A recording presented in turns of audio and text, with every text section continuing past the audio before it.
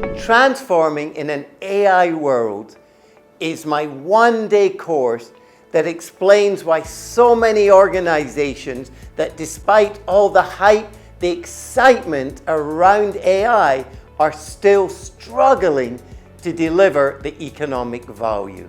They struggle because they do what I call spray and pray with AI, which means they target the low-hanging fruit within silos, instead of sprinkle and harvest, going deep and looking at their journeys end-to-end across the organization.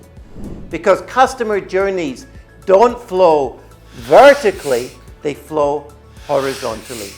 And within this one-day, highly interactive workshop, we talk about what it takes for an organization to transform in an AI-driven world.